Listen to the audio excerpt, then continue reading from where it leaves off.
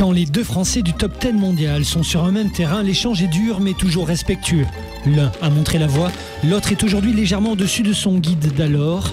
De 2004 à 2006, Thierry Lincou a été numéro 1 mondial. Grégory Gaultier, lui, l'a été au mois d'octobre dernier, mais a connu ensuite une grosse fatigue. 6e au classement, il s'est ressaisi en se hissant en finale la semaine dernière du prestigieux tournoi londonien, le Canary Wharf. Grégory Gaultier, is back. J'ai poussé beaucoup à l'entraînement, je me suis vraiment refocalisé sur mes objectifs.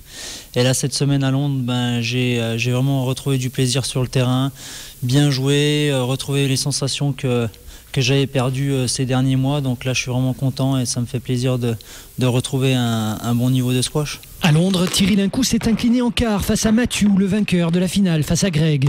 Aujourd'hui 8e mondial, ça fait 10 ans que Lincou est au sommet.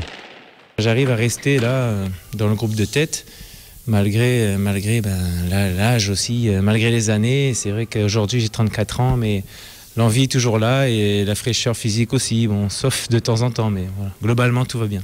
Pour ces deux grands champions qui s'entraînent à Aix-en-Provence, la régularité de leur performance est aussi due à leur rivalité, une sorte d'auto-émulation franco-française. Quand Gaultier parle de Lincou et vice-versa, échange choisi.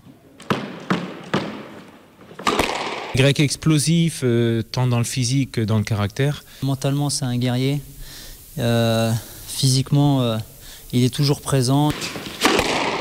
Très offensif, attaquant et solide aussi. La qualité principale qu'il a, c'est de s'adapter très vite. Dès qu'il faut serrer le jeu, il sait vraiment repousser ses limites aussi. Et il est souvent à 95% de son potentiel, donc c'est ça sa force. Sa grande force, quoi. Gaultier, Lincou, des noms que l'on retrouvera certainement dans le tableau final du tournoi du Caire mi-avril. Mais les points à prendre sont surtout de septembre à novembre. À cette période, les Open s'enchaînent à travers le monde. À la fin de l'année, l'un rêve de réintégrer le top 5. Le deuxième, le plus jeune, se verrait bien de nouveau assis sur le fauteuil du leader mondial de la discipline.